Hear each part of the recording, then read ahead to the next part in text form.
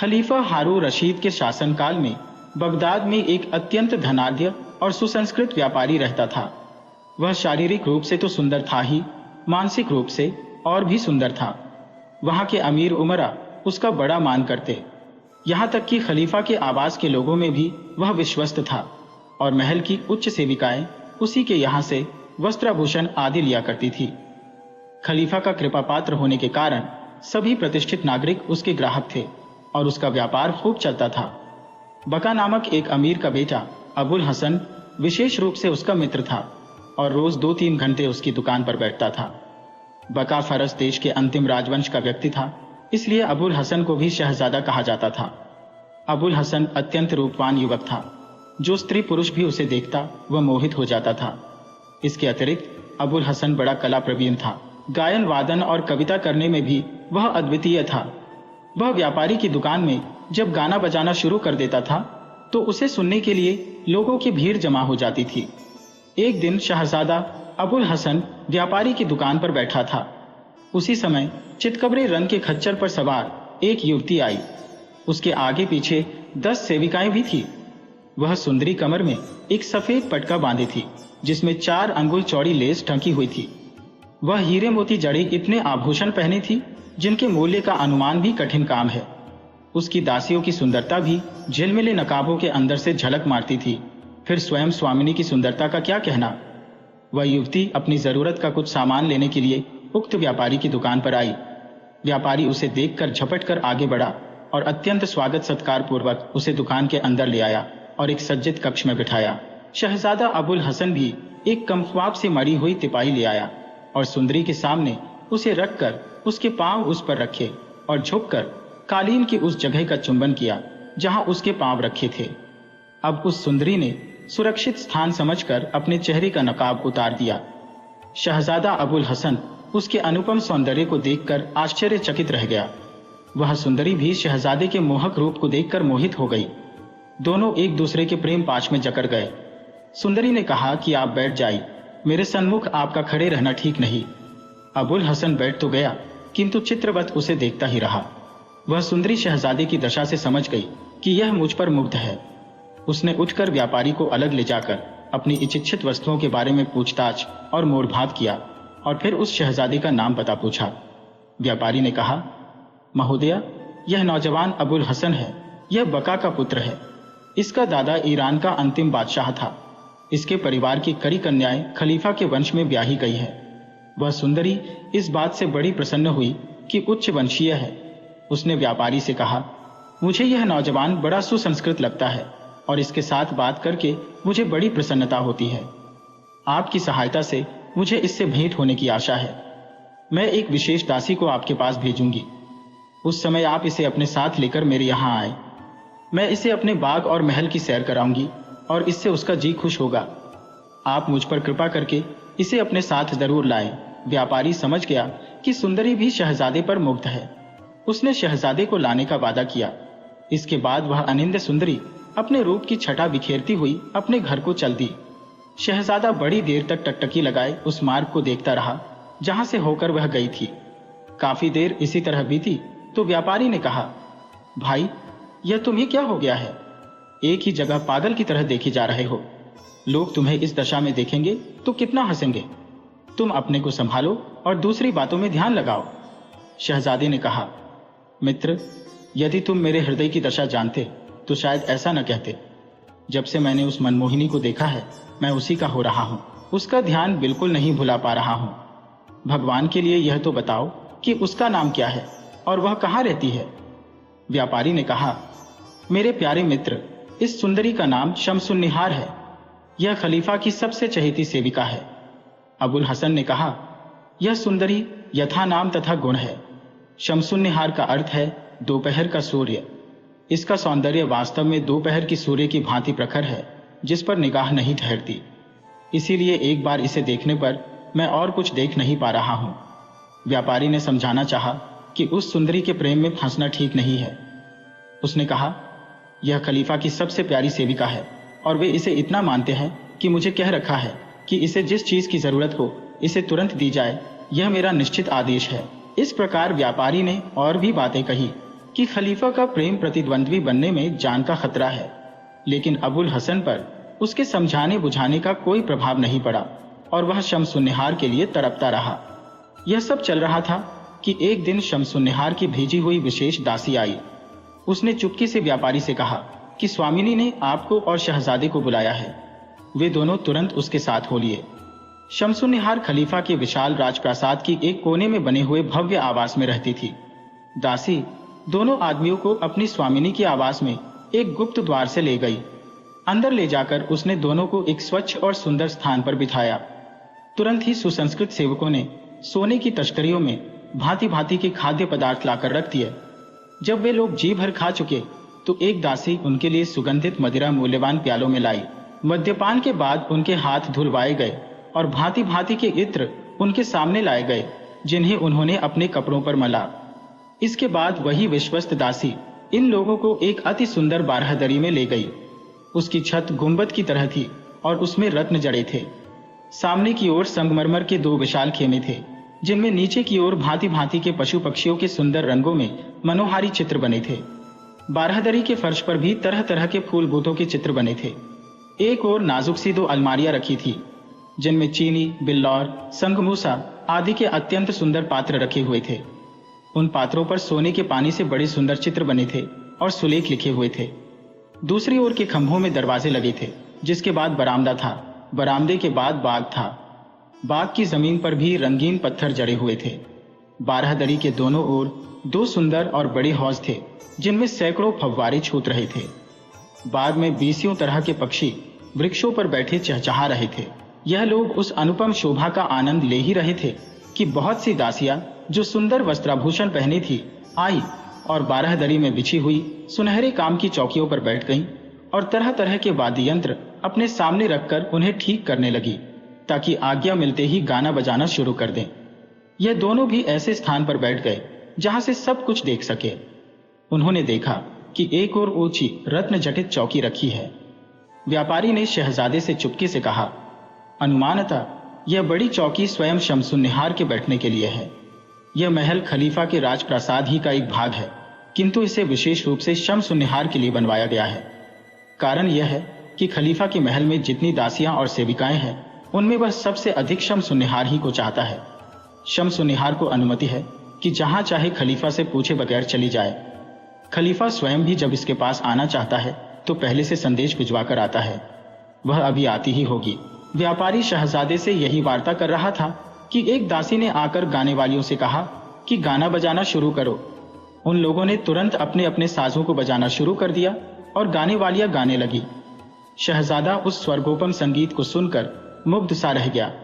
इतने में दासियों ने शमसुन्निहार के आने की घोषणा की। शहजादा भी संभल कर बैठ गया।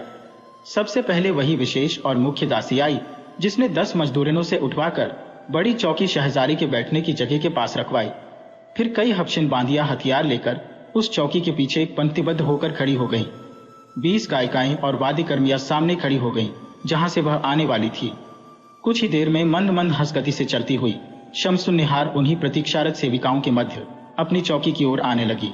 उसकी दासियां भी सुंदर थी, किंतु उसके रूप की छटा सबसे निराली थी। वह सिर से पांव तक रत्न जटित आभूषणों से लदी थी और 2 दासियों के कंधों पर हाथ रखे हुए धीरे धीरे चल रही थी। वह आकर अत्यंत शालीनता पूर्वक अपने आसन पर विराजमान हुई। बैठने के बाद उसने संकेत से उसका अभिवादन किया। फिर शमसुन्निहार ने गाने बजाने वाली सेविकाओं को आज्ञा दी कि अपनी कला का प्रदर्शन करें। हबशिनों ने गाने वालियों की चौकियां उस जगह के समीप लगा दी जहां व्यापारी और शहजादे की चौकी बिछी थी। वे गाने वालियां व्यवस्था पूर्वक अपनी चौकियों पर बैठ गईं। शमसुन्निहार ने एक गाने वाली से कहा कि कोई श्रृंगारिक राग गाओ। उसने अत्यंत मृदु स्वर में एक तड़पता हुआ गीत गाया। यह गीत शहजादे और शमसुन्निहार की दशा को व्यक्त कर रहा था।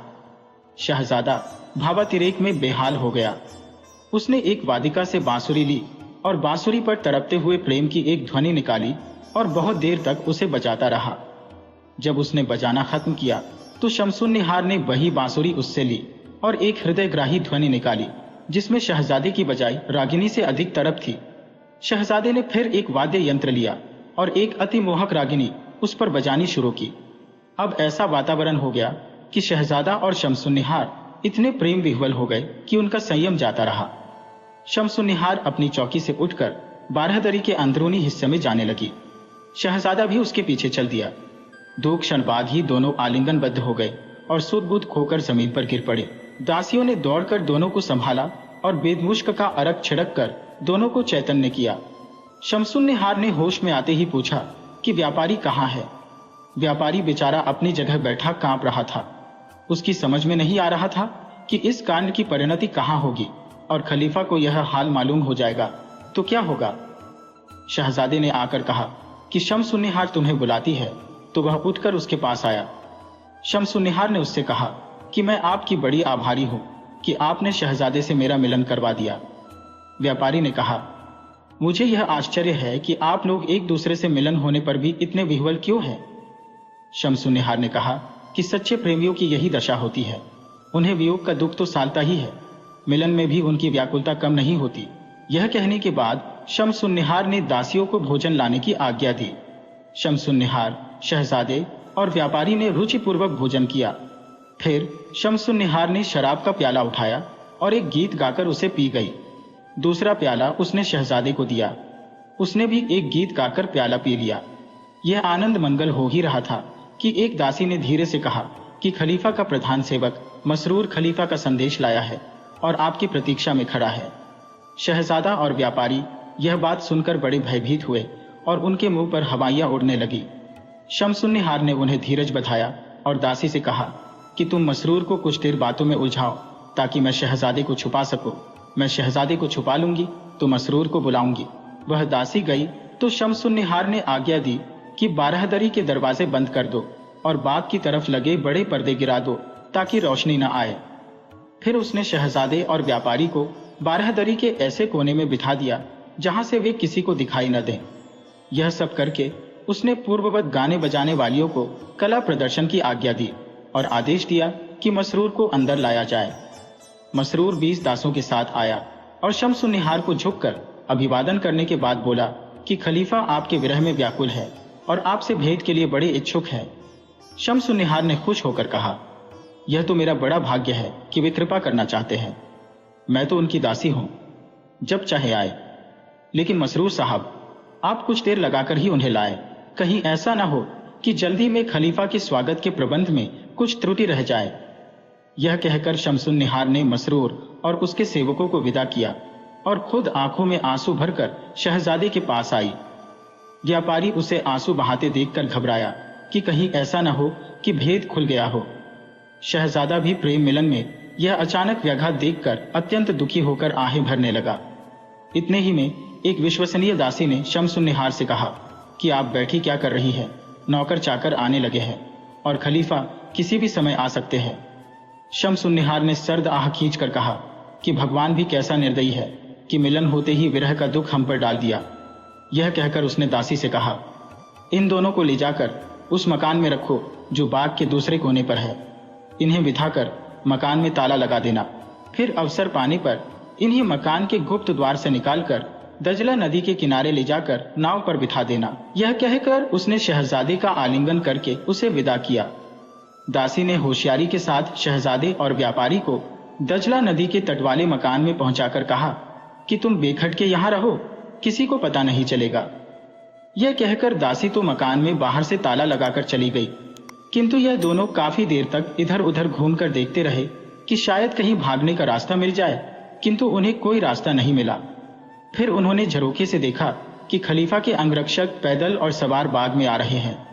यह देखकर इन दोनों के प्राण सूखने लगे। फिर देखा कि एक ओर से बहुत से नौजवान सेवक हाथों में मोमबत्तियां लिए आ रहे हैं।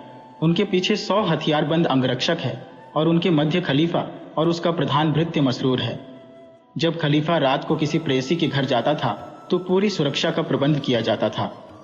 शमसुन्निहार अपने मकान से निकलकर 20 सुंदर सुसज्जित दासियों के साथ खलीफा के स्वागत के लिए बाग में आ खड़ी हुई। उसके साथ ही दासियां स्वागत गान गाने लगी। खलीफा आया तो शमसुन्निहार आगे बढ़ी और उसने सिर खलीफा के पांवों पर रख दिया। खलीफा ने उसे उठाकर सीने से लगाया और कहा, तुम पैरों पर न गिरो, मेरे बगल में बैठो ताकि मैं तुम्हारे सौंदर्य को देखकर तृप्त हो।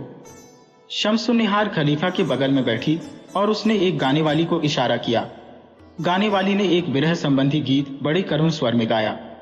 खलीफा ने समझा कि यह मेरी उपेक्षा से पैदा हुए अपने विरह दुख की अभिव्यक्ति करना चाहती है, जबकि वास्तविकता यह थी कि शम्सुन्निहार शहजादे के विरह में अपनी दशा की अभिव्यक्ति चाहती थी। शम्सुन्निहार यह विरह गीत सुनकर इतनी विह्वल हुई कि गश खाकर गिरने लगी। दासियों ने दौड़कर उसे संभाला। उधर शहजादा भी उस गीत को सुनकर इतना व्याकुल हुआ कि अचेत होकर गिर पड़ा। उसे व्यापारी ने संभाला। कुछ ही क्षणों में वही विश्वस्त दासी आकर व्यापारी से कहने लगी, तुम दोनों का यहाँ रहना ठीक नहीं है, जल्दी से जल्दी यहाँ से चले जाओ। वहां सभा के रंग ढंग अच्छे नहीं दिखाई देते। किसी क्षण भी कोई बात हो सकती है। व्यापारी बोला, तुम यह तो देखो कि शहजादा बेहोश हो गया है। ऐसी दशा में हम लोग बाहर किस तरह जा सकते हैं। दासी झपटकर पानी और बेहोशी में सुंघाने वाली दवा ले आई और इस तरह शहजादा अपने होश में आया। अब व्यापारी ने शहजादे से कहा कि हम लोगों का यहाँ रहना खतरनाक है, हमें तुरंत यहाँ से चल देना चाहिए। इसके बाद वह दासी दोनों को गुप्त द्वार से बाहर निकालकर उस नहर पर लाई जो बाग से होकर जाती थी और दजला नदी से मिलती थी। वहां पहुंचकर उसने धीरे से आवाज लगाई। एक आदमी नाव खेता हुआ उस स्थान पर आ गया। दासी ने उन दोनों को नाव पर बिठा दिया। मांझी शीघ्रता से नाव खींचता हुआ दजला नदी में ले गया। शहजादे की हालत अब भी खराब थी। व्यापारी उसे बराबर समझाता जा रहा था कि तुम अपने को संभालो, हमें दूर जाना है। अगर इस अरसे में हमें गश्त के सिपाही मिल गए तो हमारी जान के लाले पड़ जाएंगे, क्योंकि वे हमें चोर समझेंगे। अवस्था ही ठीक थी, न उसमें चलने की शक्ति ही अधिक थी। व्यापारी इसी चिंता में था कि क्या किया जाए। अचानक उसे याद आया कि उस जगह के समीप ही उसका एक मित्र रहता है। वह शहजादे को किसी तरह खींच खांच कर अपने मित्र के घर ले गया। मित्र उसे देखते ही दौड़ा आया। उसने दोनों को अपनी बैठक में लाकर बिठाया और पूछा कि तुम ऐसी हालत में कहां से आए हो। व्यापारी ने कहा, अजीब झंझट में पड़ा हूं। एक आदमी पर मेरा काफी रुपया उधार है। मुझे मालूम हुआ कि वह शहर छोड़कर भागा जा रहा है। मुझे उसका पीछा करके अपना रुपया वसूल करने की चिंता हुई। यह आदमी जो मेरे साथ है उस भगोड़े को जानता है। इसकी मदद से मैंने उसका पीछा किया, किंतु मेरा यह साथी रास्ते में अचानक बीमार हो गया। वह भगोड़ा भी मेरे हाथ से निकल गया और इस बीमार साथी को भी मुझे संभालना पड़ रहा है। अब हम लोग रात को यहाँ रहेंगे और सुबह ही यहाँ से चलेंगे। व्यापारी का मित्र शहजादे की चिकित्सा का यत्न करने लगा, किंतु व्यापारी ने कहा कि तुम कुछ चिंता न करो, ये रात भर आराम से सोएगा तो सुबह घर जाने योग्य हो जाएगा। मित्र ने दोनों के बिस्तर एक हवादार कमरे में लगा दिए। शहजादा सो तो गया, किंतु कुछ ही देर में उसने स्वप्न देखा कि शम्सुन्निहार मूर्छित होकर खलीफा के पांवों में गिर पड़ी है। वह जागकर फिर रोने बिसोरने लगा।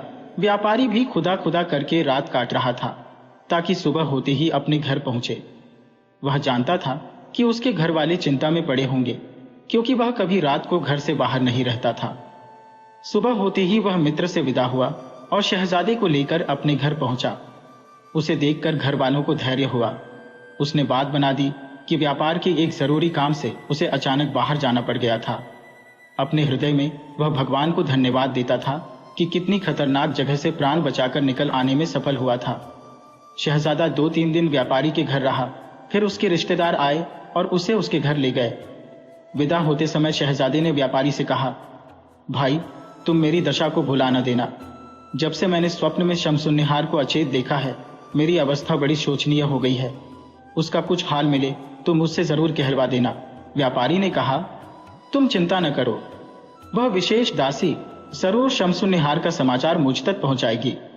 व्यापारी 2-3 दिन बाद शहजादे को देखने उसके घर गया तो देखा कि वह बिस्तर पर पड़ा कराह रहा है और उसके रिश्तेदार और कई हकीम उसके बिस्तर के आसपास बैठे परिचर्चा कर रहे हैं। उन लोगों ने व्यापारी को बताया कि हकीम लोग बहुत प्रयत्न कर रहे हैं, किंतु शहजादे को कोई लाभ नहीं हो रहा है। 2 क्षण बाद शहजादे ने आंखें खोली और व्यापारी को देखकर मुस्कुराया, बल्कि हंसने भी लगा। हंसी के 2 कारण थे। एक तो यह कि व्यापारी आया है और शम्सुन्निहार की खबर लाया होगा। दूसरा कारण यह है कि हकीम लोग बेकार ही सिर खपा रहे हैं, क्योंकि इस रोग का उनके पास कोई इलाज नहीं है। शहजादे ने हकीमों और रिश्तेदारों से कहा, मैं इनसे अकेले में बात करना चाहता हूं। उनके जाने पर उसने व्यापारी से कहा, मित्र, तुम देख रहे हो कि इस अनिंद्य सुंदरी का वियोग मुझे किस तरह घुला घुलाकर मारे डालता है।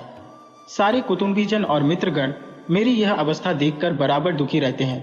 उन लोगों को दुखी देखकर मेरा दुख और बढ़ता है। मुझे अपना हाल उनसे कहने में लज्जा भी आती है, इसलिए मैं जी में घुटता जा रहा हूँ। तुम्हारे आने से मुझे बड़ा धैर्य हुआ। अब तुम बताओ कि शम्स निहार का क्या समाचार लाए हो? उस दासी ने तुमसे कब बात की और अपनी स्वामिनी का क्या हाल बताया?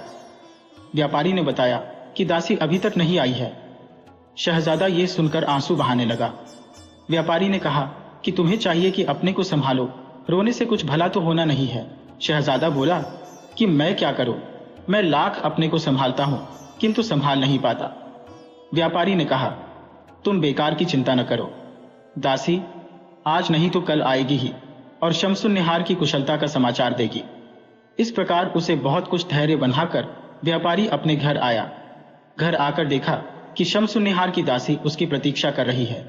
उसने व्यापारी से कहा कि अपना हाल बताओ कि तुम पर और शहजादे पर महल से निकलकर क्या बीती, क्योंकि विदा के समय शहजादे की हालत अच्छी नहीं थी। व्यापारी ने मार्ग के कष्ट और शहजादे की लंबी खिंचती बीमारी का उल्लेख किया। दासी ने कहा स्वामिनी का भी वही हाल है जो शहजादे का है। तुम्हें विदा करके जब मैं उनके महल में गई तो देखा कि बेहोश है। खलीफा को भी आश्चर्य था कि वह बेहोश क्यों हो गई। उसने हम लोगों से इस बेहोशी का कारण पूछा तो हम असली भेद को छुपा गए। हमने कहा हमें कुछ नहीं मालूम।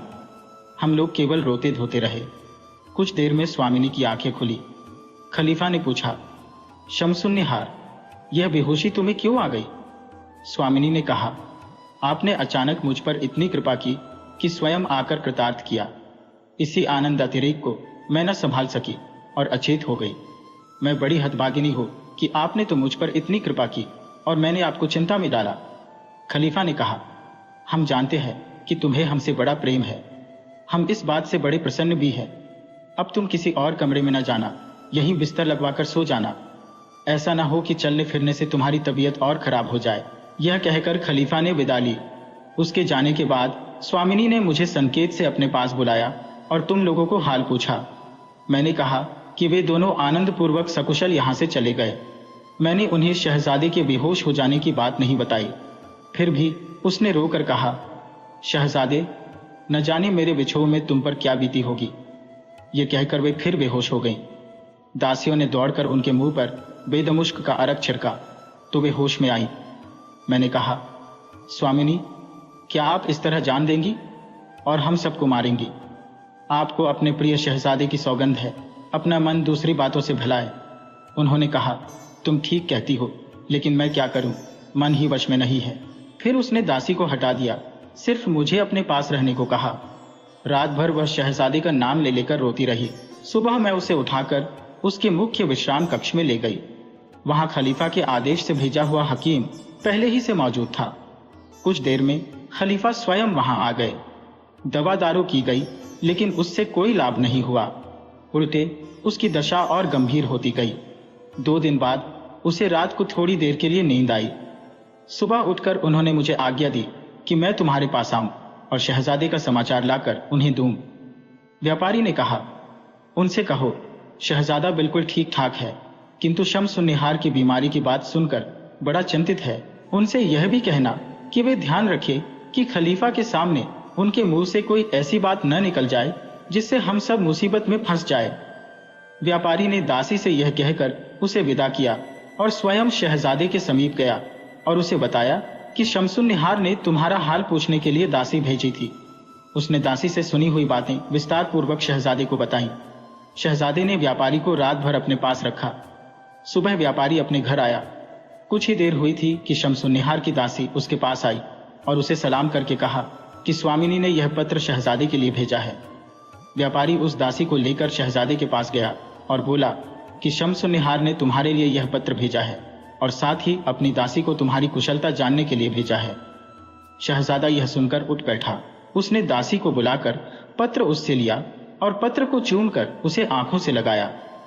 पत्र में शम्सुन निहार ने अपनी वियोग व्यथा का वर्णन किया था। शहजादे ने उसका उत्तर लिखकर दासी को दे दिया। शहजादे से विदा होकर दासी और व्यापारी अपने अपने घर गए। व्यापारी चिंता में पड़ गया कि यह दासी रोज रोज मेरे पास आती है और मुझे रोज रोज उसे लेकर शहजादे के पास जाना पड़ता है। शहजादा और शम्सुन निहार तो एक दूसरे के प्रेम में पागल हैं, किंतु अगर खलीफा को पता चलेगा तो मैं मुफ्त में मारा जाऊंगा, मेरी सारी प्रतिष्ठा मिट्टी में मिल जाएगी और क्या जाने जान पर भी बनाए और मेरे परिवार पर भी मुसीबत पड़े। इससे अच्छा है कि मैं यह नगर ही छोड़ दूं और कहीं और जा बसूं। एक दिन व्यापारी इसी चिंता में अपनी दुकान पर बैठा था कि उसका एक मित्र जो जौहरी था उससे मिलने को आया। वह बराबर व्यापारी के पास शमसुन्निहार की दासी को आते और फिर दोनों को शहजादे के पास आते देख रहा था। व्यापारी को चिंतित देखकर वह समझा कि इस पर कोई बड़ी विपत्ति पड़ी है। अतएव उसने पूछा कि खलीफा के महल की दासी तुम्हारे पास क्यों आया करती है? व्यापारी को इस प्रश्न से भय हुआ। उसने कहा कि यूं ही कुछ लेन देन के काम से आती है। जौहरी ने कहा, लेन देन नहीं, कोई और बात है। व्यापारी ने जब देखा कि जौहरी को उसके उत्तर से संतोष नहीं हुआ तो उसने तय किया कि उसे पूरा हाल बता ही देना ठीक है। उसने भेद गुप्त रखने का वचन लेकर उससे कहा, शमसुन्निहार और फारस का शहजादा एक दूसरे से प्रेम करते हैं और मेरी मध्यस्थता से एक दूसरे का हाल पाते हैं। मैं सोचता हूं कि कहीं यह बात खलीफा को ज्ञात हो गई तो भगवान जाने मेरा क्या हाल होगा। इसलिए अब मैं सोचता हूं कि यहाँ का कारोबार समेटकर बसरा चला जाऊं और वहीं बस जाऊं। जौहरी को यह सुनकर आश्चर्य हुआ। कुछ देर में उसने विदा ली। 2 दिन बाद वह व्यापारी की दुकान पर आया तो उसे बंद पाया। वह समझ गया कि व्यापारी यहाँ का हिसाब समेटकर बसरा को चला गया है। जौहरी के हृदय में शहजादे के लिए बड़ी करुणा उपजी। बेचारी का एकमात्र सहारा वह व्यापारी था और वह भी चला गया। इसीलिए उसने सोचा कि व्यापारी के स्थान पर वह स्वयं शहजादे का सहायक हो जाए। वह शहजादे के पास गया। शहजादे ने यह जानकर कि वह एक प्रतिष्ठित जौहरी है उसका सम्मान किया और बिस्तर से उठकर बैठ गया और पूछा कि मेरे लायक क्या काम है। जौहरी ने कहा, यद्यपि मैं पहली बार आपसे मिला हूं तथापि मैं आपकी सेवा करना चाहता हूं। इस समय एक बात पूछना चाहता हूं। शहजादे ने कहा कि जो पूछना चाहें खुशी से पूछिए। जौहरी ने कहा, अमुक व्यापारी आपका बड़ा मित्र था, आप मुझे भी उसी की तरह विश्वसनीय समझिए। वह कह रहा था कि मैं बगदाद छोड़कर बसरा जा बसूंगा। आज मैं उसकी दुकान पर गया तो बंद पाया। मैं समझता हूं कि व्यापारी वास्तव में बसरा में जा बसा है। क्या आप बता सकेंगे कि उसके बगदाद छोड़ने और बसरा जाने के क्या कारण है? शहजादा जौहरी की बात सुनकर पीला पड़ गया और बोला, क्या तुम्हारी यह बात ठीक है कि व्यापारी बगदाद छोड़ गया? जौहरी ने कहा कि मेरा तो यही विचार है। शहजादे ने अपने एक नौकर से कहा कि व्यापारी के घर जाकर पता लगाए कि वह कहाँ है। सेवक ने कुछ देर बाद आकर कहा कि व्यापारी के घर वाले कहते हैं कि वह 2 दिन हुए बसरा चला गया है और वहीं रहेगा। नौकर ने चुपके से यह भी बताया कि किसी अमीर महिला की दासी आपसे मिलने आई है। शहजादा समझ गया कि शमसुन्निहार की ही दासी होगी। उसने उसे बुलाया। जौहरी उसके आने के पहले उठकर दूसरे कक्ष में जा बैठा। दासी ने आकर शहजादे की दशा अधिक अच्छी देखी और उससे कुछ बातें करके विदा हुई। अब जौहरी फिर आकर शहजादे के पास बैठा और कहने लगा कि आपका तो खलीफा के महल से बड़ा संपर्क जान पड़ता है। शहजादे ने चिढ़कर कहा, तुम यह कैसे कहते हो? क्या तुम्हें मालूम है कि यह स्त्री कौन है? जौहरी ने कहा, मैं इसको और इसकी स्वामिनी को अच्छी तरह जानता हूं। यह खलीफा की चहेती सेविका शमसुन्निहार की दासी है और अपनी मालकिन के साथ आया करती है, जो कि मेरे दुकान से जवाहरात खरीदने आती रहती है। मैंने इसे कई बार उस व्यापारी के पास भी आते जाते देखा है। शहजादा यह सुनकर डर गया कि यह आदमी हमारे सारे भेद जानता है। वह एक क्षण चुप रहकर बोला, मुझसे सच सच कहो कि क्या तुम इस दासी के यहां आने का भेद जानते हो? जौहरी ने व्यापारी से हुई सारी बातें शहजादी को बताई और कहा, मैं आपके पास इसी कारण से उपस्थित हुआ हूं। व्यापारी के चले जाने के बाद मुझे आप पर बड़ी दया आई कि आपका मध्यस्थ कौन होगा। मैंने तय किया कि व्यापारी की जगह मैं ही आपका विश्वास पात्र सेवक बनकर कार्य करूं। मुझसे अधिक विश्वसनीय व्यक्ति आपको और कोई नहीं मिलेगा। शहजादे को उसकी बातें सुनकर धैर्य हुआ। उसने अपने मन का भेद जौहरी को बताया, किंतु साथ ही कहा, भाई, मुझे तो तुम पर पूरा विश्वास है, किंतु शमसुन्निहार की दासी ने तुम्हें यहां बैठे देख लिया है। वह तुमसे खुश नहीं मालूम होती। वह कह रही थी कि तुम ही ने व्यापारी को यह नगर छोड़कर बसरा जा बसने की सलाह दी है। दासी ने यह बात अपनी स्वामिनी से भी कही होगी। ऐसी दशा में तुम मध्यस्थ किस तरह बन सकते हो? जौहरी ने कहा, मैंने व्यापारी को शहर छोड़ने की सलाह नहीं दी। हाँ, यह जरूर है कि जब उसने मुझसे कहा कि मैं बसरा में बसना चाहता हूं तो मैंने उसे रोका नहीं। मैंने सोचा कि इस व्यक्ति को अपनी प्रतिष्ठा और अपनी जान बचाने की चिंता है, तो उसे क्यों रोका जाए। शहजादे ने कहा, तुम्हारी बात मेरी समझ में आती है और मुझे तुम पर पूरा विश्वास है, किंतु शमसुन्निहार की दासी ने अपनी स्वामिनी से भी यही बात कही होगी जो मुझसे कही है। अब यह जरूरी हो गया है कि जैसे तुमने मुझे अपनी सदाशयता का विश्वास दिलाया है, वैसे ही अपने प्रतिदासी में भी विश्वास पैदा करो, ताकि शमसुन्निहार भी तुम्हें विश्वस्त समझे। इस प्रकार दोनों बहुत देर तक बातें करते रहे और परामर्श करते रहे कि दोनों प्रेमीजनों के मिलन की क्या सूरत निकल सकती है। फिर वह जौहरी शहजादे से विदा लेकर अपने घर गया। शहजादे ने दासी को विदा करते समय कहा था कि अब की बार आना तो शमसुन्निहार से मेरे लिए पत्र लिखवा कर लाना। दासी ने महल में जाकर व्यापारी को शहर छोड़ जाने और शहजादे की पत्र पाने की इच्छा की बातें शमसुन्निहार को बताईं। शमसुन्निहार ने एक लंबा पत्र लिखा जिसमें अपनी विरह दशा का कारुणिक वर्णन था और इस बात पर भी दुख प्रकट किया गया था कि हम लोगों का मध्यस्थ व्यापारी शहर छोड़कर चला गया है। दासी पत्र लेकर शहजादे के पास आने लगी तो रास्ते में उसके हाथ से पत्र गिर गया। 10-20 कदम आगे जाकर उसने अपनी जेब में पत्र न देखा तो उलटे पांव लौटी। मार्ग में उसने जौहरी को वह पत्र पढ़ते हुए पाया। इससे दोनों में कहासुनी हुई। दासी ने कहा, यह मेरा पत्र है, मुझे वापस दो। जौहरी ने उसकी बात पर ध्यान न दिया और पत्र पढ़ता रहा और फिर अपने घर को चल पड़ा। दासी भी पत्र वापस करने का तकाजा करती हुई उसके पीछे पीछे चली। जौहरी के घर पहुंचकर उसने कहा, तुम मुझे यह पत्र दे दो, यह तुम्हारे किसी काम का नहीं है। तुम्हें तो यह भी नहीं मालूम है कि यह पत्र किसने किसके नाम लिखा है। जौहरी ने उसे एक जगह दिखाकर बैठने का इशारा किया। दासी बैठ गई तो जौहरी ने कहा, यद्यपि इस पत्र पर न लिखने वाली का नाम है न पाने वाले का नाम, तथापि मुझे मालूम है कि यह पत्र शमसुन्निहार ने शहजादा अबुल हसन को लिखा है। दासी यह सुनकर घबरा गई। जौहरी ने कहा, मैं तुम्हें रास्ते ही में यह पत्र दे देता, किंतु मुझे तुमसे कुछ पूछना है, इसीलिए मैं तुम्हें यहां ले आया। तुम सच सच बताओ कि क्या तुमने शहजादे से यह नहीं कहा कि इस जौहरी ने व्यापारी को बगदाद छोड़ने की राय दी है। दासी ने स्वीकार किया कि उसने यही कहा है। जौहरी बोला, तू मूर्ख है। मैं तो चाहता हूं कि अब व्यापारी के बदले मैं ही शहजादे की सहायता करूं। तू उलटा ही समझे है। निसंदेह मैंने ही शहजादे को व्यापारी के शहर छोड़ने का समाचार दिया था। पहले शहजादा मुझसे सशंकित था, किंतु मेरे विश्वास दिलाने पर उसने सारा भेद मुझसे कह दिया। अब तो मुझे व्यापारी की जगह इस बात में पूरा विश्वास पात्र समझ और अपनी स्वामिनी से भी कहना कि जौहरी तुम्हारी और शहजादी की प्रसन्नता के लिए अपनी प्रतिष्ठा ही नहीं, अपने प्राण भी दांव पर लगा देगा। दासी ने कहा, शहजादा अबुल हसन और शमसुन्निहार दोनों बड़े भाग्यशाली हैं कि व्यापारी चला गया तो तुम जैसा बुद्धिमान सहायक उन्हें मिला। मैं तुम्हारी सद्भावना की पूरी बात अपनी स्वामिनी से कहूंगी। जौहरी ने पत्र उसे दे दिया और कहा कि शहजादा उसके उत्तर में जो कुछ लिखे वह भी मुझे लौटते समय दिखाती जाना और साथ ही हमारी इस समय की बातचीत भी शहजादे को बता देना। दासी पत्र लेकर शहजादे के पास गई। उसने तुरंत ही उसका उत्तर लिख दिया। दासी ने अपने वचन के अनुसार शहजादे का पत्र भी जौहरी को दिखाया। वह शमसुन्निहार के पास पहुंची और शहजादे का पत्र उसे देकर जौहरी की भी बड़ी प्रशंसा करने लगी। दूसरे दिन सुबह वह फिर जौहरी के पास आई और बोली, मैंने अपनी स्वामिनी से वह सब कहा जो आपने मुझसे कहा था। वह यह सुनकर अति प्रसन्न हुई कि व्यापारी चला गया, फिर भी आप उसका स्थान लेकर प्रेमियों के बीच मध्यस्थता के लिए प्रस्तुत हैं। मैंने आपकी शहजादे से हुई बातें भी उन्हें बताई और कहा कि आप उससे भी बढ़कर है।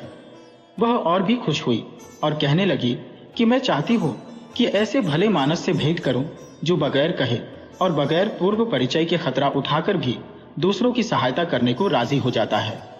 मैं स्वयं उसकी बुद्धि और चतुरता देखना चाहती हूं और तू उसे कल यहां लिया। जौहरी चिंतित होकर बोला, शमसुन्निहार मुझे भी व्यापारी इब्न ताहिर जैसा समझे हैं। इब्न ताहिर को तो राजमहल में सब जानते थे और द्वारपाल उसे बेरोक टोक आने देते थे। मुझे कौन आने देगा। दासी ने कहा, जो कुछ आप कहते हैं वह बिल्कुल ठीक है, लेकिन शमसुन्निहार मूर्ख नहीं है। उसने आपको बुलाया है तो आगा पीछा सोच ही लिया होगा। आप बेधड़क होकर मेरे साथ चलिए, आपको कोई परेशानी ना होगी। आपको कुशलता पूर्वक आपके घर पहुंचाने की जिम्मेदारी मेरी रही। इस प्रकार दासी ने उसे बहुत दिलासा दिया, किंतु वह किसी प्रकार भी राजमहल में जाने के लिए तैयार नहीं हुआ। फिर वह दासी शमसुन्निहार के पास पहुंची और उससे कहा कि जौहरी यहाँ आने से डरता है और मेरे लाख समझाने पर भी आने को राजी नहीं होता। शमसुन्निहार ने थोड़ी देर सोचकर कहा, उसका डरना ठीक ही है। मैं स्वयं ही गुप्त रूप से यहाँ से निकलकर उससे उसके घर में मिलूंगी। तुम जाकर उसे बता दो कि मैं उसके घर आकर उससे बात करना चाहती हूँ। दासी ने ऐसा ही किया। जौहरी के घर जाकर उसने कहा, आप कहीं बाहर न जाइए, कुछ ही देर में मैं मालकिन को लेकर आपके यहाँ आती हूँ। ये कहकर दासी वापस फिरी और कुछ देर में शमसुन्निहार को लेकर जौहरी के घर पहुंची। जौहरी ने बड़े आदरपूर्वक शमसुन्निहार का स्वागत करके उसे उच्च स्थान पर बिठाया। जब शमसुन्निहार ने अपने चेहरे से नकाब उतारा तो जौहरी उसे देखता ही रह गया। उसने सोचा कि अगर शहजादा इस स्वर्गोपम सौंदर्य के पीछे पागल है तो क्या आश्चर्य है। फिर शमसुन्निहार उससे बातें करने लगी। अपने प्रेम का पूरा वर्णन करने के बाद उसने कहा, मुझे तुझसे मिलकर बहुत प्रसन्नता हुई है। भगवान की बड़ी कृपा है कि इब्न ताहिर के चले जाने के बाद उसने हम दो प्रेमियों को तुम्हारे जैसा सहायक दिया है। अब मैं विदा होती हूँ, भगवान तुम्हारी रक्षा करें। शमसुन्निहार के जाने के बाद जौहरी शहजादे के पास गया।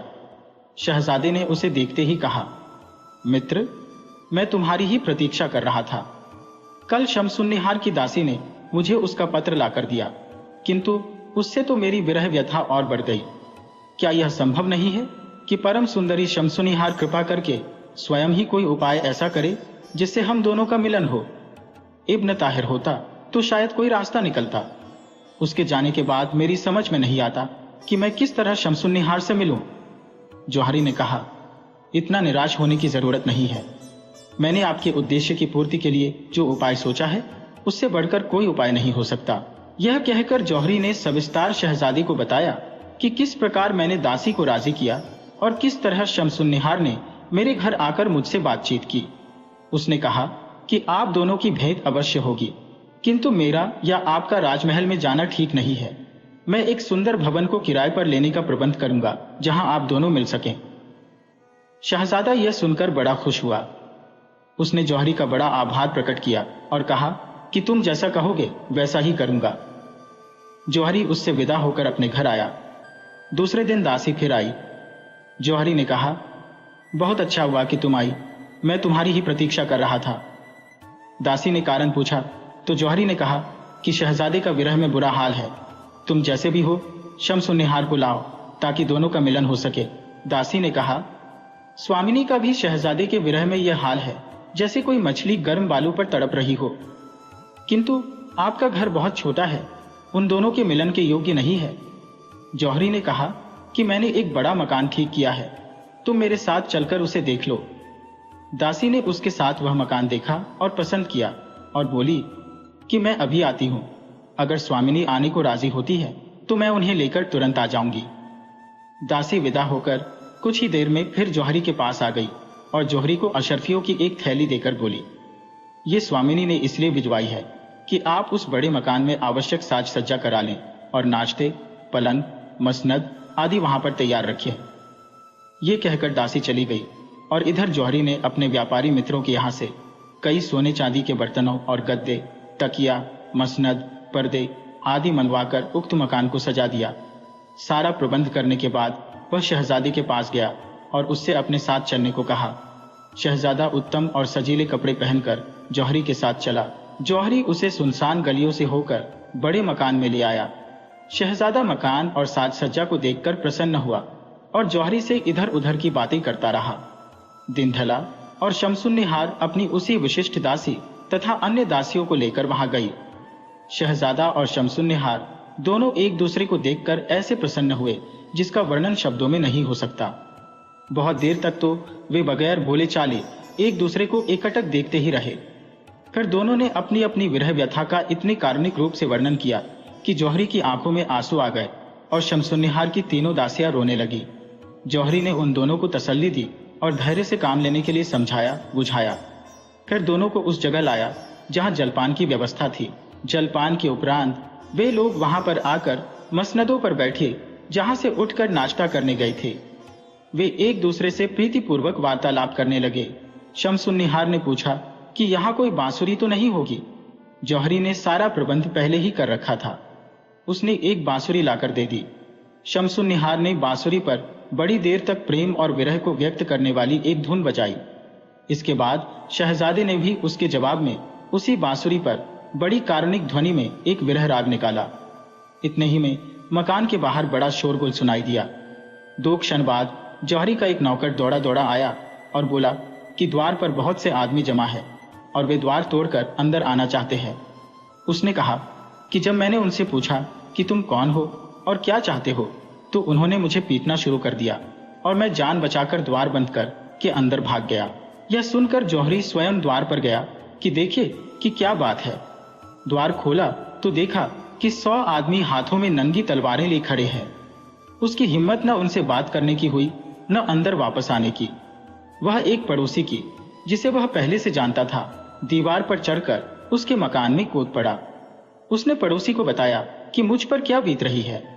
पड़ोसी ने उसे घर के एक कोने में छुपा लिया। आधी रात को पड़ोसी की तलवार लेकर जौहरी बाहर निकला, क्योंकि उस समय सारा शोर थम गया था और निस्तब्धता छा गई थी। बड़े मकान में देखा तो उसे सुनसान पाया। न वहां शहजादा या शमसुन्निहार या उनकी दासियां थी, न कोई साज सामान या बर्तन भाड़े। मकान में घूमते घूमते एक कोने में उसे एक आदमी का शब्द सुनाई दिया। उसने पूछा, कौन हो? छुपे हुए आदमी ने उसकी आवाज पहचानी और बाहर निकल आया।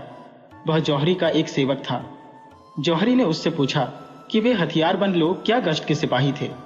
उसने कहा, वे लोग गश्त के सिपाही नहीं थे, बल्कि डाकू थे और सब कुछ लूट कर ले गए।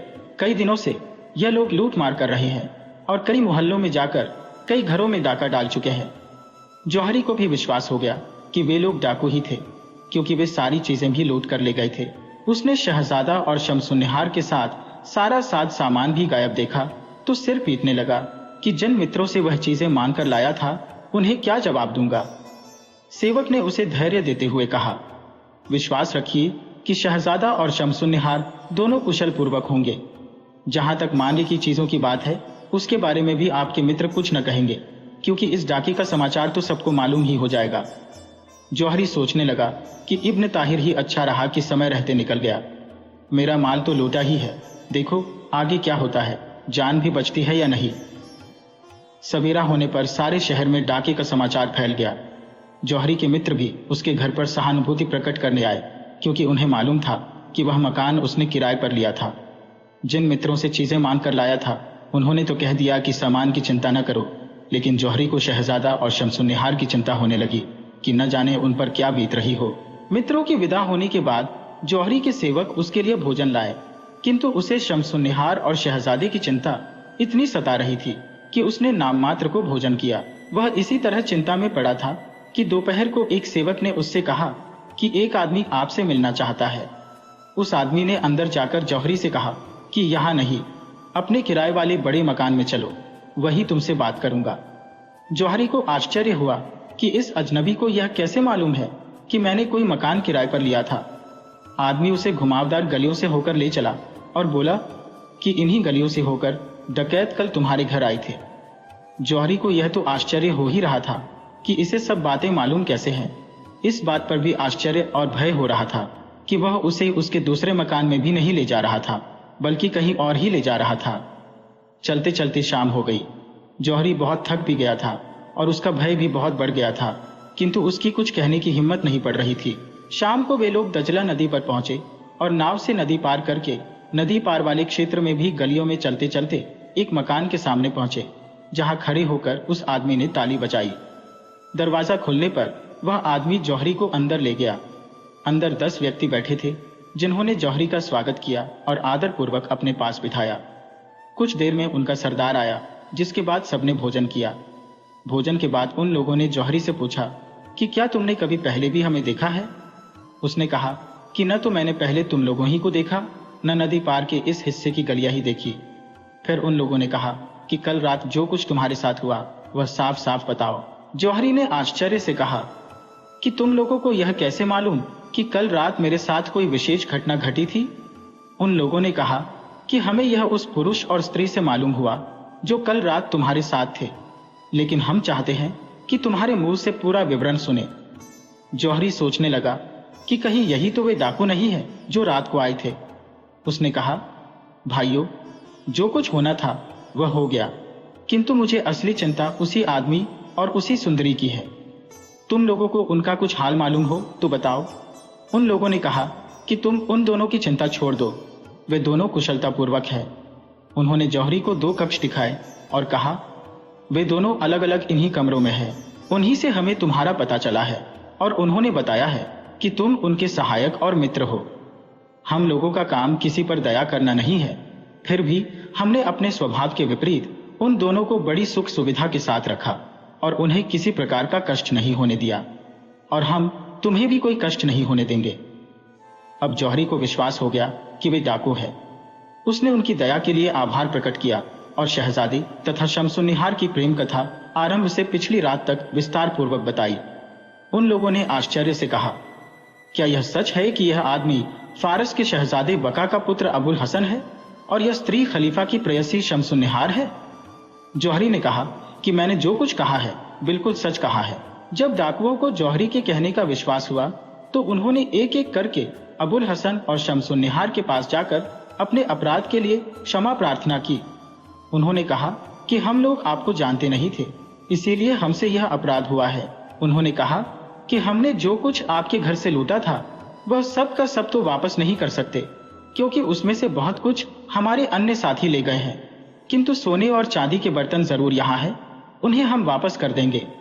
उन डाकुओं ने बर्तन देकर उन तीनों से कहा कि हम तुम्हें सुरक्षा पूर्वक नदी के उस पार पहुंचा देंगे, किंतु तुम लोगों को यह वादा करना पड़ेगा कि हमारा भेद नहीं खोलोगे।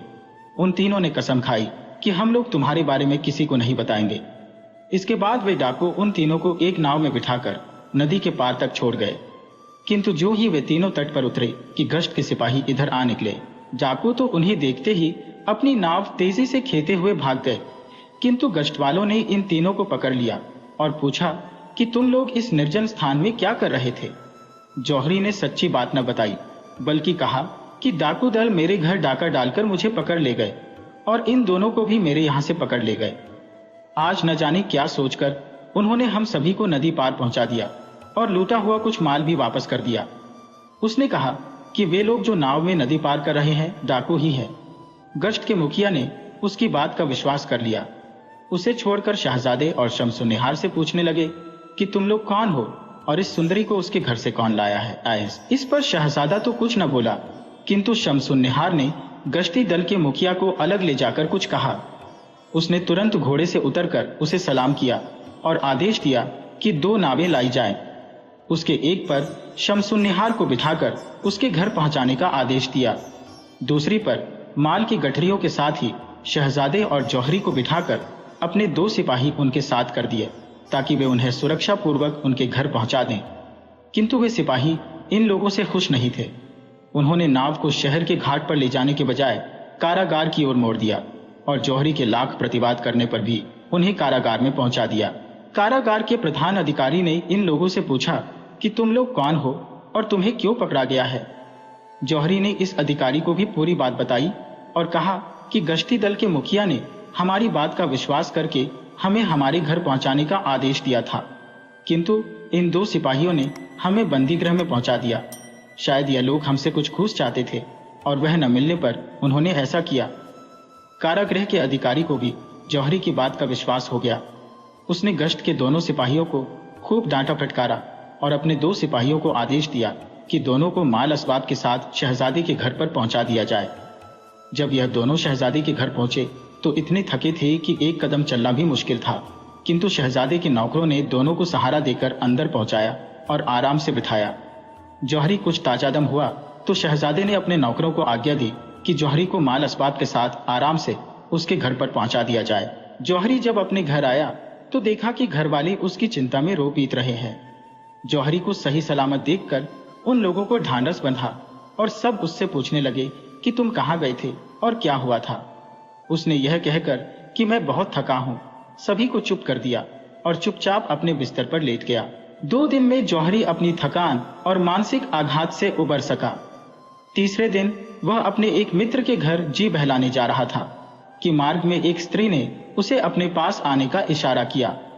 जौहरी पास गया तो उसने पहचाना कि यह शमसुन्निहार की विश्वस्त दासी है। जौहरी इतना डरा हुआ था कि उसने उससे वहां पर कोई बात न की और उसे अपने पीछे आने का इशारा करके एक ओर को चलने लगा। दासी भी पीछे पीछे चली। वे लोग चलते चलते एक निर्जन मस्जिद में गए और वहां दासी ने जौहरी से पूछा कि आप डाकुओं से कैसे बचे। जौहरी ने कहा, पहले तुम अपना हाल बताओ कि तुम और 2 अन्य दासियां कैसी बची। दासी ने कहा कि जब डाकू आपके घर पर आए तो हम तीनों ने समझा कि खलीफा को पता चल गया है और उसने अपने सिपाही भेजे हैं। हम तीनों अपनी जान के डर से मकान की छत पर चढ़ गईं और छतों छतों होते हुए एक भले मानस के घर में आ गईं। उसने दया करके हमें रात भर अपने यहाँ सुरक्षित रखा। सवेरे हम लोग अपने आवास पर पहुंचे। अन्य दासियां स्वामिनी को हमारे साथ न देखकर चिंतित हुई तो हमने उन्हें दिलासा दिया कि वे अपनी एक सहेली के घर रह गई है। दासी ने कहा, हम लोग भी स्वामिनी के बारे में चिंतित थे। हमने उस शाम को एक नाव पर एक आदमी को भेजा कि अगर किसी सुंदरी को किसी आदमी के साथ भटकते देखें तो यहाँ ले आए। हम लोग आधी रात तक हर आहट पर कान लगाए रहे। आधी रात को अपने आवास के पिछवाड़े के घाट पर नाव का शब्द सुना। जाकर देखा कि हमारे भेजे हुए आदमी तथा एक अन्य व्यक्ति के साथ स्वामिनी नाव पर आई है। वे इतनी अशक्त थी कि एक कदम चल भी नहीं सकती थी। हम लोग उन्हें संभाल कर लाए। उन्होंने चुपके से उन 2 आदमियों को 1000 अशर्फी देकर विदा किया। अब वे अच्छी हैं। उन्होंने हम लोगों को डाकुओं द्वारा पकड़े जाने और छूटने का वृत्तांत भी बताया। दासी के यह कहने के बाद जौहरी ने भी वह सब कुछ बताया जो उस पर और शहजादे पर बीता था। दासी ने 2 थैलियां अशर्फियों की दी और कहा, हमारी स्वामिनी ने यह आपके लिए भेजी है क्योंकि उन्हें इस बात का बड़ा ख्याल है कि आपको उनकी वजह से बड़ा कष्ट और नुकसान हुआ है, इसलिए आपकी क्षतिपूर्ति की जा रही है। जौहरी ने धन्यवाद पूर्वक वह धन ले लिया। उसने उसमें से कुछ इसलिए खर्च किया कि मित्रों से मांगी हुई वस्तुएं उन्हें खरीद कर लौटा दे। फिर भी काफी बचा, जिससे उसने एक विशाल और सुंदर मकान उसी दिन बनवाना आरंभ कर दिया। फिर वह शहजादे के घर उसका हालचाल पूछने को गया। शहजादे के नौकरों ने बताया, वे जब से आए हैं आंखें बंद किए अपने बिस्तर पर पड़े हैं। उन्होंने कुछ भी खाया पिया नहीं है। जौहरी इससे चिंतित हुआ। उसने शहजादे के पास जाकर उसे बड़ा धैर्य दिया। शहजादे ने जौहरी की आवाज सुनकर आंखें खोली और उसकी बातें सुनता रहा। फिर उसने जौहरी का हाथ दबाकर कहा कि मित्र, तुमने हमारे लिए बड़ा कष्ट सहा, मैं कैसे तुम्हारा आभार प्रकट करूं। जौहरी ने कहा, मैं आपका सेवक हूं, आपके लिए सब कुछ कर सकता हूं, किंतु भगवान के लिए खाना पीना शुरू कीजिए और अपने स्वास्थ्य को ठीक रखिए। शहजादे ने जौहरी के कहने से कुछ खाया पिया। फिर एकांत में उसने शमसुन्निहार का समाचार पूछा। जौहरी ने कहा, वह कुशल पूर्वक है और कल ही उसने अपनी दासी को भेजा था कि मुझसे आपकी कुशल क्षेम पूछें। जौहरी इसके बाद अपने घर आना चाहता था, किंतु शहजादे ने उसे रोक लिया और आधी रात तक जाने न दिया। आधी रात को जौहरी अपने घर गया और दूसरे दिन फिर शहजादे के पास पहुंचा। शहजादे ने चाहा कि जौहरी की क्षतिपूर्ति के निमित्त कुछ धन दे दे, किंतु जौहरी ने न लिया और कहा कि मुझे शमसुन्निहार ने काफी धन इस हेतु दे दिया है। दोपहर को जौहरी शहजादे से विदा होकर अपने घर पहुंचा। उसे घर पहुंचे बहुत देर न हुई थी कि शमसुन्निहार की वही विश्वस्त दासी रोती पीटती उसके घर पहुंची। उसने बताया कि अब तुम्हारी और शहजादे की जान खतरे में है। अगर तुम लोगों को अपने प्राण प्यारे हैं तो तुरंत शहर छोड़कर कहीं को निकल जाओ। जौहरी ने हैरान होकर कहा, आखिर हुआ क्या है? तू क्यों इतना रो पीट रही है और क्यों मुझे इतना भय दिखा रही है? साफ साफ पूरी बात बता। उस दासी ने कहा, जब हम लोग उस मकान से भागकर अपने आवास पर पहुंचे और बाद में शमसुन्निहार भी घर पहुंची तो उसने मेरे साथ की 2 दासियों में से एक को किसी बात पर रुष्ट कर उसे दंड देने की आज्ञा दी। उस पर बहुत मार पड़ी और वह उसी रात को भय और क्रोध के कारण शमसुन्निहार के महल से भाग गई और महल के रक्षकों के प्रधान के पास शरण लेने चली गई। उस दासी ने रक्षकों के प्रमुख से उस रात का सारा हाल बता दिया। रक्षकों के प्रमुख ने उसे न जाने क्या सलाह दी। फिर वह खलीफा के महल में चली गई और संभवतः उसने खलीफा को भी सारी बातें बता दी। खलीफा ने 20 सिपाही भेजकर शमसुन्निहार को पकड़वा कर बुलाया। इसके आगे मुझे नहीं मालूम कि उसने उसे मरवा डाला या कुछ और किया। मैं यह देखकर सारा हाल तुमसे कहने आई हूं। यह सुनकर जौहरी के होश उड़ गए। उसने फिर शहजादे के मकान की ओर दौड़ लगाई। शहजादे को उसकी बदहवासी को देखकर आश्चर्य हुआ और उसने तुरंत जौहरी से बात करने के लिए एकांत करवाया। जब जौहरी ने उसे पूरा हाल बताया और कहा कि खलीफा ने शमसुन्निहार को गिरफ्तार करवा दिया है, तो शहजादे को गश आ गया। कुछ देर में होश आने पर उसने पूछा कि शमसुन्निहार के लिए क्या किया जा सकता है। जौहरी ने कहा कि आप शमसुन्निहार के लिए कुछ नहीं कर सकते, लेकिन यहाँ रहे तो स्वयं भी मरेंगे और मुझे भी मरवा डालेंगे। आप कृपा करके फौरन उठिए और मेरे साथ इब्नाजपुर की ओर प्रस्थान करिए। किसी समय भी खलीफा के सिपाही आकर हम दोनों को पकड़ सकते हैं और बाद में हम दोनों बड़े निरादर पूर्वक मारे जाएंगे। शहजादे ने फौरन कुछ तीव्रगामी घोड़ों के लाने का आदेश दिया और कई हजार अशर्फिया अपने और जौहरी के पास रखी और कुछ सेवकों के साथ शहर से निकल पड़े। कई रोज वे उसी तरह रात दिन चलते रहे। एक दिन दोपहर के समय वे थकान के कारण आराम करने के लिए वृक्षों के नीचे लेटे। इतने में डाकुओं के एक दल ने उन पर आक्रमण कर दिया। शहजादे के नौकरों ने उनका सामना किया, किंतु सब मारे गए। डाकुओं ने शहजादे और जौहरी के सारे हथियार, घोड़े और धन ले लिया, बल्कि उनके शरीर के कपड़े भी उतार लिए और उन दोनों को वैसा ही असहाय छोड़कर चले गए। शहजादे ने कहा, संसार में मुझसे अधिक अभागा कौन होगा कि एक विपत्ति समाप्त नहीं होती कि दूसरी आ पड़ती है। यदि इस्लाम में आत्महत्या को पाप न समझा जाता तो मैं अपनी जान अपने हाथों दे देता। अब मैंने तय किया है कि यहां से कहीं नहीं जाऊंगा, बल्कि शमसुन्निहार की याद में यही जान दे दूंगा। जौहरी ने उसे बहुत समझाया बुझाया कि इस प्रकार निराश नहीं होना चाहिए और भगवान की इच्छा को स्वीकार करना चाहिए। बहुत समझाने पर शहजादा उठा और दोनों एक पगडंडी पर चलने लगे। कई मील चलकर इन्हें एक मस्जिद मिली। वे दोनों भूखे प्यासे रात भर वहीं पड़े रहे। सवेरे एक भला मानस वहां नमाज पढ़ने आया। नमाज के बाद उसने दो आदमियों को एक कोने में दुबक कर बैठे देखा। उसने कहा कि तुम लोग परदेसी जान पड़ते हो।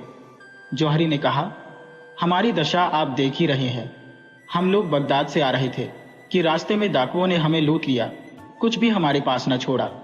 उस आदमी ने कहा कि आप लोग मेरे घर चलें और आराम करें। जौहरी बोला, कैसे चलें? वे लोग हमारे कपड़े भी ले गए और हम नंगे बैठे हैं। उस आदमी ने बाहर जाकर अपने घर से दो चादरें ली और मस्जिद में आकर इन लोगों से चलने को कहा।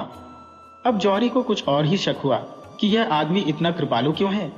उसने सोचा, कहीं ऐसा तो नहीं कि खलीफा ने हम लोगों की गिरफ्तारी के लिए इनामी इश्तिहार दिया हो और यह इनाम के लालच में हमें पकड़वाना चाहता हो। उसने कहा, आपकी कृपा के लिए धन्यवाद, किंतु बीमारी और भूख से मेरे साथी की हालत खराब हो गई है और वह चलने फिरने के योग्य नहीं है। उस भले आदमी ने एक नौकरानी से उन दोनों के लिए कुछ खाना भी भिजवा दिया। जौहरी ने पेट भर खाना खा लिया, किंतु शहजादे की हालत वास्तव में खराब थी। उससे एक कौर भी नहीं खाया गया।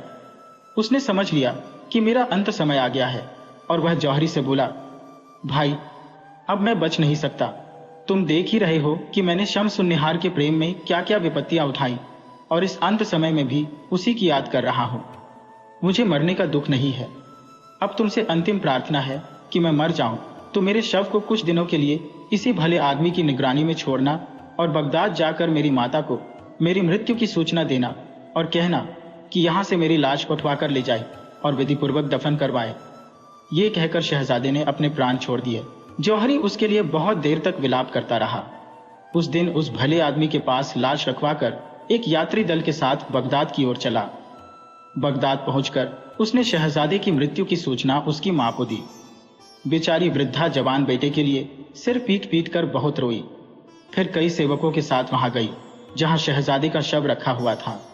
इधर जौहरी अपने घर में बैठा शोक मना रहा था कि उसके पूरे प्रयत्नों के बाद भी इस प्रेम प्रसंग का ऐसा दुखद अंत हुआ। एक दिन वह इसी शोक में अपने घर के सामने घूम रहा था कि उसे शमसुन्निहार की वही विश्वस्त दासी मिली। वह उसे अपने घर में ले गया और उसे बताया कि उसकी सूचना के बाद जब शहजादे के साथ में भागा तो क्या हुआ और किस प्रकार उस शहजादे ने शमसुन्निहार की याद करते हुए प्राण छोड़ दिए। और अब शहजादे की मां अपने बेटे की लाश लेने गई है। यह सुनकर दासी भी सिर पीट पीट कर रोने लगी। बाद में दासी ने कहा, अब शमसुन्निहार भी इस दुनिया में नहीं है। खलीफा ने उसे पकड़वा मंगाया तो उसने खलीफा के सामने स्वीकार कर लिया कि वह अबुल हसन के प्रेम में पागल है। अबुल हसन का नाम लेने के साथ ही वह इस तरह तड़पने और छटपटाने लगी कि उसके सच्चे प्रेम से खलीफा भी प्रभावित हुआ और उसके हृदय में क्रोध के बजाय सहानुभूति जागृत हो गई। उसने शमसुन्निहार को गले लगाया और बहुत कुछ भेंट और पारितोषिक देकर उसे विदा किया। उसने अपने महल में आकर मुझसे कहा कि तूने मेरे साथ बड़ा उपकार किया है, किंतु मैं भी अब 2 घड़ी की मेहमान हूं। मैंने उसे धैर्य दिया और कहा, ऐसी बातें नहीं करनी चाहिए। शाम को खलीफा फिर उसके पास आया और गाना बजाना शुरू हुआ, किंतु प्रेम संगीत ने उसकी दशा खराब कर दी और वह मर गई। खलीफा ने पहले तो उसे बेहोश समझा और उसे होश में लाने के बहुत प्रयत्न करवाता रहा, किंतु जब निश्चय हुआ कि वह मर गई तो उसने शोक में आज्ञा दी कि समस्त वाद्य यंत्र तोड़ दिए जाए। अब उस सभा में संगीत के बदले रुदन के स्वर उठने लगे। खलीफा खुद भी वहां अधिक न बैठ सका और अपने महल को चला गया। मैं रात भर स्वामिनी के शव के पास बैठी रही। सुबह मैंने लाश को नहलाया और महल के अंदर बड़े मकबरे में, जहां दफन होने की अनुमति शम्स-उन-निहार ने पहले ही खलीफा से ले ली थी, दफन किया। अब मैं चाहती हूं कि जब शहजादे की लाश आए तो उसे भी स्वामिनी की कब्र के बगल में गाड़ा जाए, ताकि दोनों प्रेमी मरकर तो एक जगह रहे। जौहरी ने कहा कि खलीफा की अनुमति के बगैर यह कैसे संभव है। दासी ने कहा, इसकी चिंता न करें। खलीफा ने मुझसे कहा कि तू हमेशा उसकी वफादार रही, अब मरने के बाद भी उसकी सेवा में रह और उसकी कब्र की देखभाल कर। खलीफा ने मुझे वहां का सारा अधिकार दे दिया है। वैसे भी उसे शहजादे और शम्स-उन-निहार के प्रेम का हाल मालूम है और वह इस प्रसंग से नाराज भी नहीं है। जब शहजादे की लाश बगदाद पहुंची तो जौहरी ने उस दासी को इसकी सूचना भिजवाई। वह आकर शहजादे की लाश को शहजादे की माता की अनुमति लेकर महल वाले मकबरे में ले गई। शहजादे की शव यात्रा में हजारों आदमी शामिल थे। अंततः शहजादे को भी अपने प्रेयसी के बगल में दफन कर दिया गया।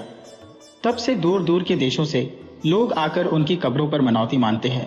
शहरजाद ने यह कथा समाप्त की तो उसकी बहन दुनियाजाद ने कहा कि यह कहानी बहुत ही सुंदर थी, क्या तुम्हें और भी कोई कहानी आती है?